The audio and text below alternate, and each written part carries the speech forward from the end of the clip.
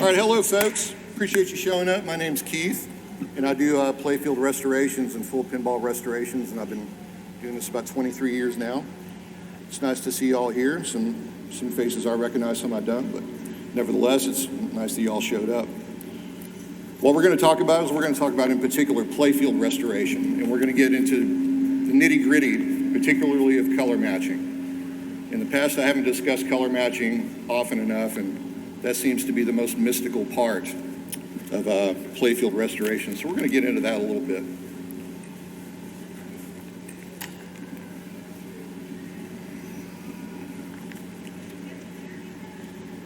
First thing is, after you strip that playfield down, what I normally do is I just strip the top side down. Some people will go all out and they will take the playfield all the way down to the wood. Most of the time, I really don't find that necessary. I find if you just strip it and make that top surface completely flattened with a flat plane, you can go from there. And then the first thing you want to do after you strip the top side is you want to clean it.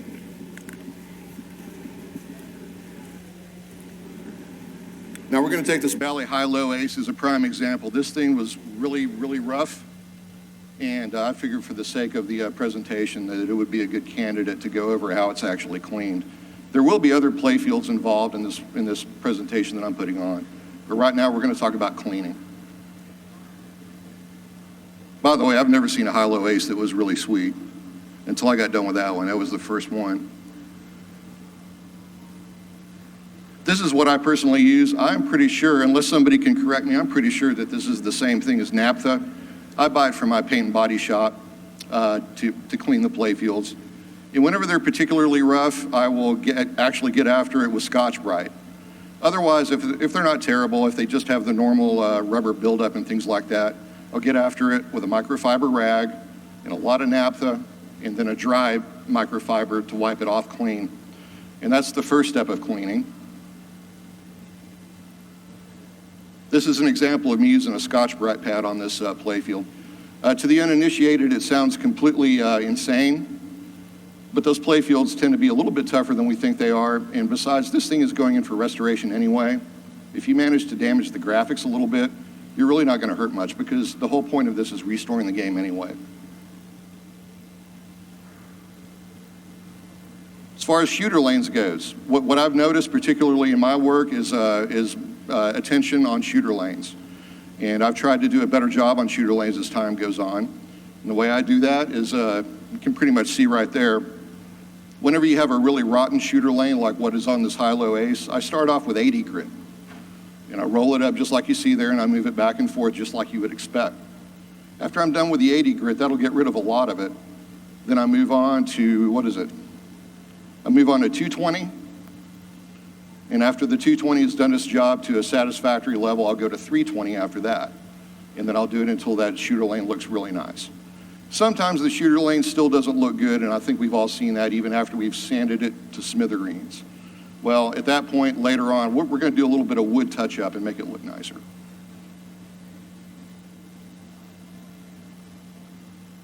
Now we're going to talk about inserts. And this is an example of a loose insert. We've all been there.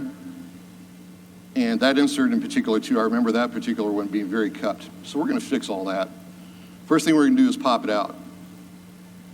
We're going to pop it out, and obviously, since it's loose, it's very easy to do. Normally what people do, and a lot of you already know this, you're going to use a socket that's just a little bit smaller than the inside diameter of that insert. And be very, very careful with this, because I've screwed up playfields by popping it out a little bit too hard. And I've actually delaminated the top layer of the playfield doing that, and then I had to go back and re-glue it, which is no fun at all. Then you end up sanding it smooth, and then you end up having to do more artwork. So be very careful whenever you tap it out. If that sucker doesn't want to budge, say for example, somebody 15 years ago has re-glued this thing in a bad place and you can't take it out, leave it alone and deal with it, because there's ways around it. There's ways to deal with it. The way I personally do this, and opinions vary, but the way I personally do this is whenever I re-glue that insert, I put 4 little bits of super glue gel in place just like that. You want to use gel because it's not runny and it will give you some time to work. You get a little bit of time to work and you can adjust it and get it where you want it.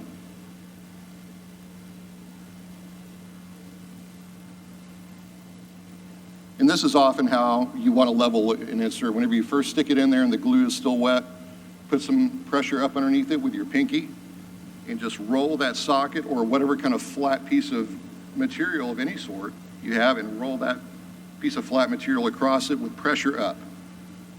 And then drop your finger off of it, remove the tool, and it should be completely flush. At least in theory, it should be completely flush with the surface. Now, after that, I'm going to let it dry for about 15 minutes. Yep.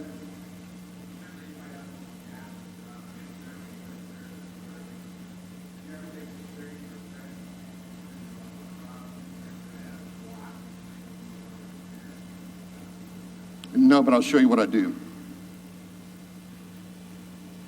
The next step in cleaning a playfield after you've done the insert work is magic erasing. Magic erasing is very controversial, but again, whenever you're restoring a playfield, and especially if you're clearing it, there is nothing wrong at all with magic erasing. I would not be in business if it wasn't for the magic eraser, without any doubt. That's a magic eraser, and what I personally do, in order to be efficient with the magic erasers themselves, I cut them in small strips, 1/2-inch wide strips across the long length. That'll give me 5 or 6 pieces that I can use. And then as far as the solvent that I use 70% alcohol. A lot of folks want to use 91% alcohol, and that's totally fine, but I don't. And the reason being is because you're constantly chasing the fogginess on the playfield because it dries so quickly. Use 70%. There's enough alcohol content in there where it's going to evaporate that water content very quickly anyway. So 70% is what I do.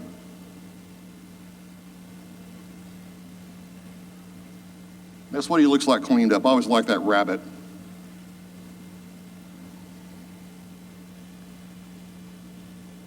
This is insert sealing. This is kind of what Kenneth Head here was asking about.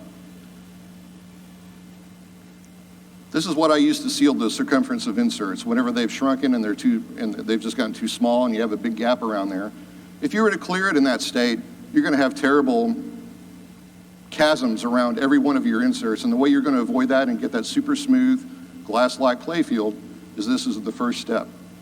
That quick wood is available at Home Depot, Lowe's, and even Walmart has it.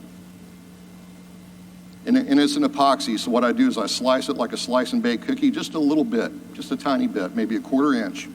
Knead it up in my fingers. And that honestly will get you, that little bit should get you through an entire playfield. That's about how much I cut off. And I stick it on my finger just like that. And I rub it around on that insert and fill up that circumference. And I make sure that there's no holes in that. And there will be. You have to be pretty studious about rubbing that quick wood in there. Now, after you do that, what I do is I have very girly fingernails. So what I do is I'll scrape away the excess. And then after I scrape away the excess, I put it back in that little pile that I had. And then I'll get a microfiber rag soaked in alcohol, and then I'll wipe it smooth. Whenever you've done this successfully, it's going to look like that. And you'll notice how that circumference is completely sealed now. It is worth noting that I took this picture before I fully magic erased the whole playfield.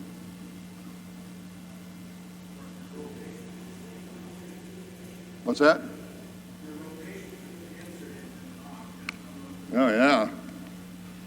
Yeah.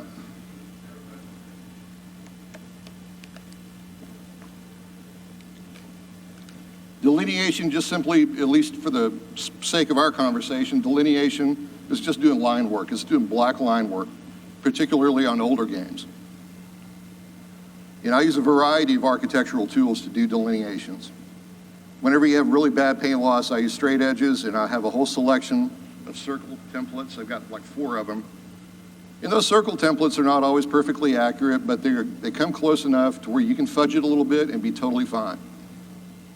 But that's an example of that thick black line. I am not good enough to paint a straight line by hand, so I'll do that with a pencil, and that pencil line gives me enough guidance where I can do it by hand at that point. On more organic shapes, obviously freehand it. But again, I don't freehand with paint. I always freehand it with a pencil and get it right, and then I go back and fill it in with the black paint.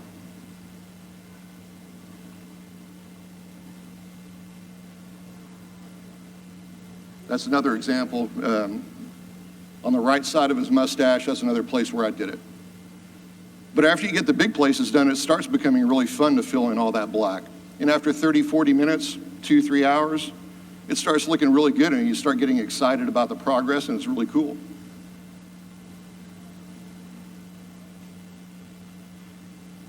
This is what I did on that card. I did the same thing. I sketched it in, but I'm going to show you how I sketched it in, because that's a spade, right? That's a spade symbol? A club, I'm sorry. I don't know how to play poker, believe it or not. Okay, so I take that club, and since they're so symmetrical, I'll do a tracing of a good one. I'll do a tracing of a good one with a good piece of tracing paper. And you got to make it really accurate. Take your time with it and get it right with a sharp 0.6 mechanical pencil is what I use. Then after that, you just flip it over and just use it as a dry decal or a dry transfer, just like that. Flip it over, scrub it, and you're in business. And then you end up with that. Then again, you have some fun filling in the black once more.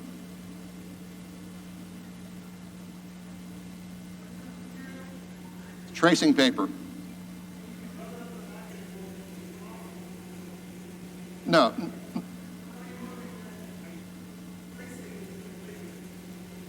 I flip it over, and I line it where I want it, and then I get after it with the pencil again. I just scratch it in. And then after I remove it, it does a dry transfer to the surface. Yeah, it's just like the dry transfers they had when we were little kids. It's the same premise.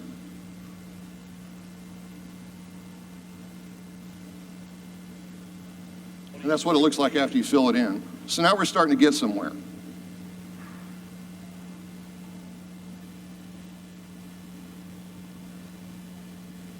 The old arch nemesis of color matching. Okay, so I'm just going to read this for you. The first thing you have to determine is what kind of color are you actually looking at. You know you're looking at red, you know you're looking at yellow and green and blue and so forth, but you have to ask yourself, what kind of colors am I actually looking at that are among those different families? Primary colors in their purest form can't be made from mixing other colors.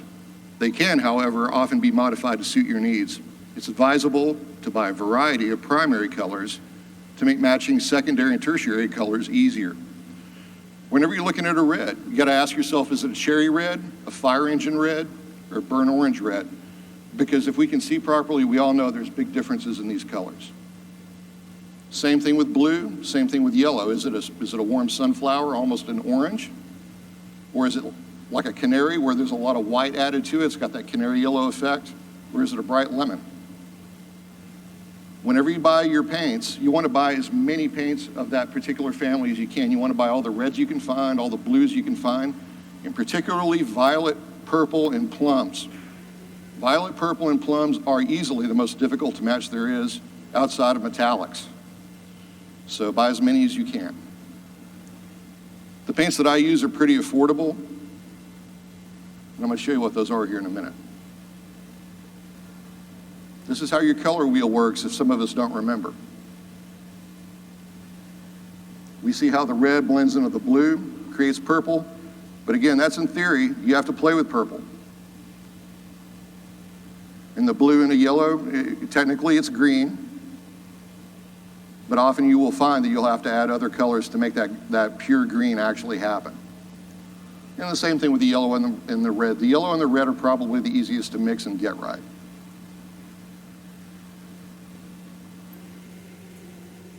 These are the paints that I use. That is called a Master Series paint. I can usually find you got to find them online normally, but Hobbytown has these, and they have become my favorite paint.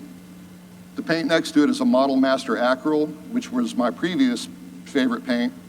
But Rust-Oleum they own Tester's Paint. They decided that Acryl doesn't sell well enough anymore, so they got rid of it. But the MSP series of paints, it's made by a company called Reaper. and they are very popular among the model community. And I tell you what, to be honest, the Reaper paints, these MSP paints, they're easier to match than the old Testors Model Master stuff was. Just a better paint. They are acrylic. They are acrylic. I like working with acrylic because if I mess up, I can wipe it off and start over again. And they're the only acrylic paint that I'm aware of. These two acrylic paints are the only acrylic paints that I'm aware of that are stable under automotive clear. They will not fade or bleach out or anything like that. Pardon? They're generally semi-gloss. And these are the little mixing cups that I use. If I'm working on a particular color where there's not a whole lot of paint loss, I'll just use the lid. If there's a lot of paint loss, if the playfield is really smoked and there's a situation where I may have to go back, of course I'll use the actual jar and then I'll put the cap on it. And this is my favorite brush in history. You buy these brushes from Hobby Lobby, they're usually about $5-6 a piece. And that, if you notice the writing on it, that is a 10-aught brush, a very, very tiny brush. It's called a Master's Touch brush, and you can find those at Hobby Lobby. And if anybody's ever been to Hobby Lobby, you know they put things on sale all the time, so you can usually get 2 for 1. Yeah, you take care of them, and they'll last, they'll last 10 playfields.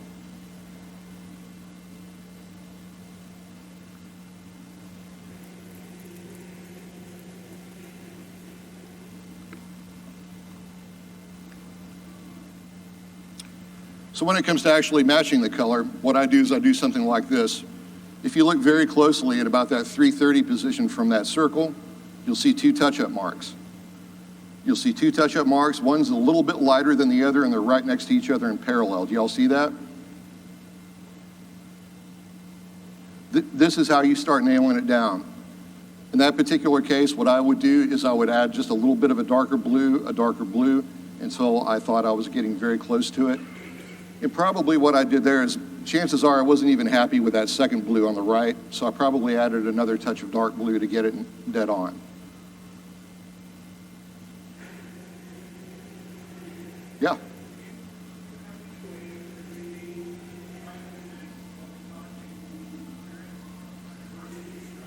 Yeah, the way you handle, that's a very good question, and I should have brought that up. Very good question. The way you do that is you let that paint dry, and I usually hit it with a hairdryer really quickly for 10 seconds, let it dry very quickly, and then I'll put a little bit of naphtha on a rag, and I'll wipe it to where the sheen becomes all the same, because you're essentially simulating clear. So you want to wipe it, and you want to have it wet, and then you want to actually analyze whether or not you got that match nailed or not. Yeah. Can you repeat the question? Yes, the question was, Rick? Yeah, so the question is, when you clear it, it's going to change the color of the new paint versus the old paint. And you're trying to predict that, because once you clear it, you can see the touch-up. Does that make sense? Yeah. Do you notice that it's lighter or darker? Lighter. Lighter? Yep. Yep. And as I'm working with this paint, these paints are kind of rare. I mean, you can find them at Hobby Lobby and things like that, and you want to take care of them. So what I do is I don't add more paint whenever this dries out. I'll just continuously put drops of water in that little paint lid, and I'll keep on mixing it up and mixing it up. And you would be amazed at how far that much paint can go in a playfield if you're careful with it. This is another example of white, and this is very important. White is tricky to match too, because all these playfields that we do generally are old and they have some form of yellowing. And yellowing gets really tricky, but I'm going to go through it a little bit. You'll see how I match that white, and you'll notice how it's a little bit whiter than it should be. Well, whenever you lay that clear down, I don't care how good the clear is, it's going to yellow that white. And so what I do is it's really hard to tell people exactly how to do this, but what I generally tell people is you want to go just a little bit wider than the other white that you're looking at on the playfield. Then whenever you lay that clear down, it will generally blend almost perfectly.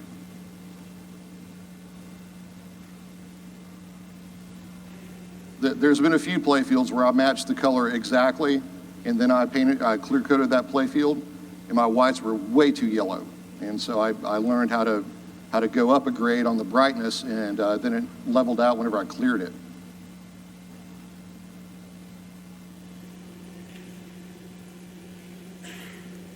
Clear coating, we're going to go over the equipment here. A few of us have done this before, but I'm going to show you how I do it. This is my old trusty air compressor, and I need to look up the model number for you guys. That is an Ingersoll Rand, and that is called a P1.5IU A9. It's a 30-gallon compressor, and the reason I'm kind of specific on this compressor is this is pretty much the bare minimum compressor I would have if I was clear coating. Because even doing a playfield, I will run out of air on that big sucker. Nowadays, they're about $800, and Northern Tool carries them. As far as your Home Depot and Lowe's oilless air compressors, they really aren't cut out for this kind of thing, because I would burn one of those up about once every year and a half. Burn them up. I've had that thing for like 12 years, and I've never touched it. So spending the extra money is really worth it if you plan on doing a lot of playfield work.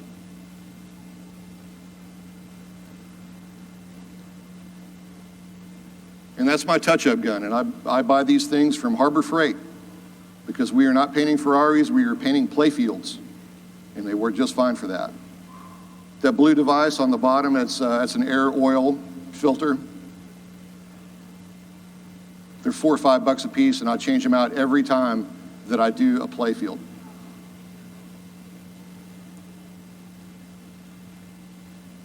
This is the family of chemicals that I currently use for clear coating. It's a PPG Deltron family. The clear coat itself is a DCU 2021. The hardener is a DX61. Excuse me, the fisheye eliminator is an MX104.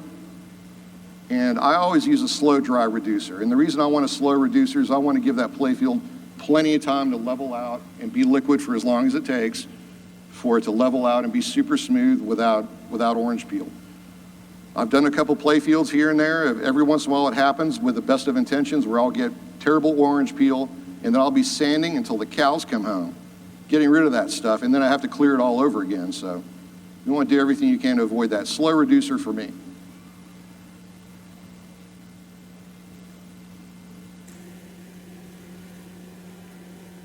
Now, whenever I clear coat playfields, generally what I'll do is after I get all the artwork done and it's ready to roll into the paint booth and clear, I will shoot it with clear, and then I'll let that dry for 24 hours. After I do that, the playfield is normally never even remotely perfect. It still has lots of problems after I do that. So what I do is I hit it with one of these tools. This is a 3-inch random orbital sander. You can buy this from Amazon. They're about $70. And that 3-inch pad is a perfect size for doing playfields. It is so nice to work with. The sandpaper, whenever I do that first sand, after I do the first clear coat, I'll do it with 1000 grit. And I'll do it pretty quick because 1000 grit will eat up that clear very quickly. If you're uncomfortable with 1000 grit, go to 2000 grit. It's totally fine. It'll just take you more time. Whenever you have that playfield perfectly satin finish where you don't see any kind of inclusions in it or anything like that, after the first clear, then you're ready for your second clear. Wipe it down with naphtha after you've sanded it, make sure it's super clean, take the tack rag to it, and then hit it all over again with the same amount of clear coat that you used the first time. After that, the thing should be pretty sweet.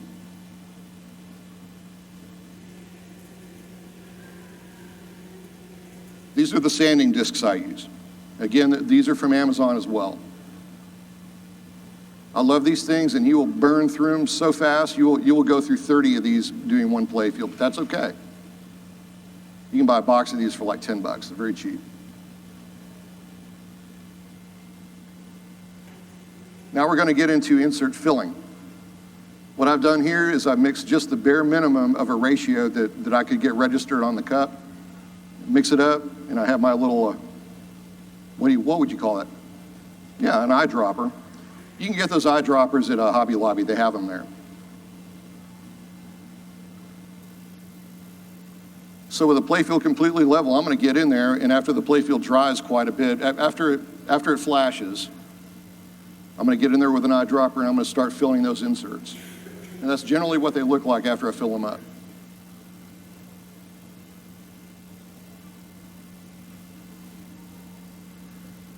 In this particular case, I'm doing a hand sanding with 1000 grit. Because there is so much clear and because there's usually a pretty good dome of clear over that particular insert, it requires a lot of sanding. So what that means is if you use a machine sander, you're going to dig into the playfield quicker than you might think. So you don't want to do that. You just want to focus with your fingers and just sand it with your fingers using one of those sanding pads, usually 1000 grit. Yeah.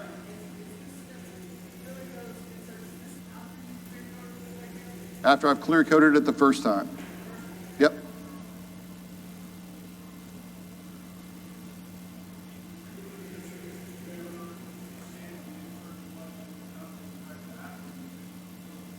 I usually just fill it.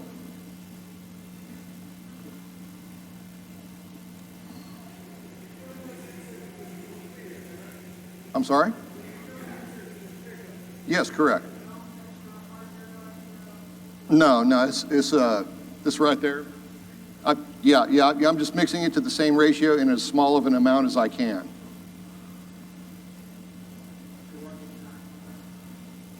Four hours. With slow reducer, it's about 4.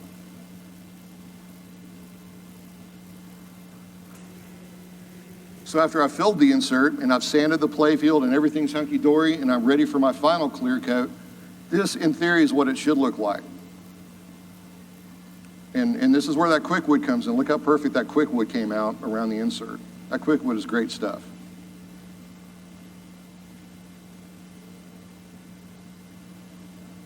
Now, on those big inserts, this is going a little bit off topic, but if anybody that's familiar with Grand Prix knows it's got those gigantic triangular inserts and those things that are almost universally collapsed.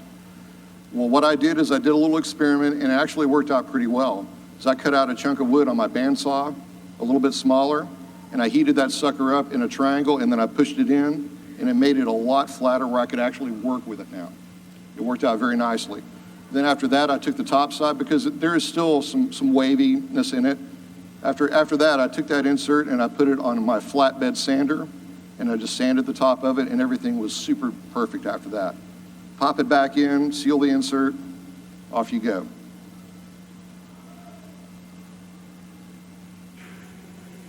And that's an example of a playfield that I did last year. It turned out very pretty. The customer was very happy. And that's it.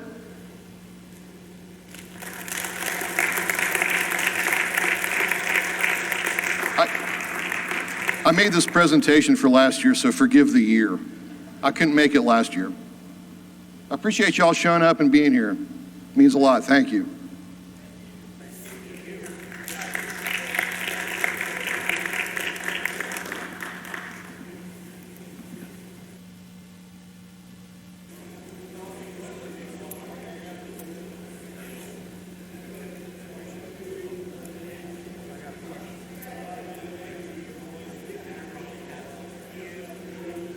Mm-hmm.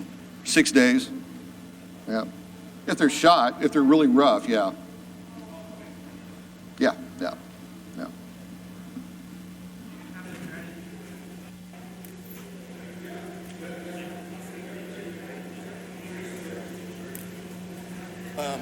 You know what I'm talking about, right?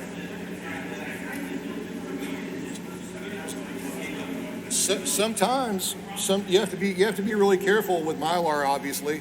Sometimes that stuff will not come up without ripping the artwork off. I have, as a matter of fact, I did this just a couple months ago. I had to leave the Mylar on an old Gottlieb game because as soon as, even with freeze spray, as soon as I started pulling on it, it was ripping all the artwork off. So what I did is the portion that I did pull up, I trimmed it with an X-Acto where it was still adhering to the playfield, touch it up and move on. That's all you can do sometimes. Yes, there are a variety of things that you can do, and I've heard of the talcum powder method and things like that. Yep, there's a number of different ways you can do it. Yeah. When you're painting a large area, how do you ensure that you don't get puffy? If you don't what? Airbrush. Yeah. I don't like using an airbrush. I only use an airbrush kicking and screaming because there's so much masking to be done. Yeah. Huh? True. Yeah, he loved that airbrush, didn't he? He also loved substances.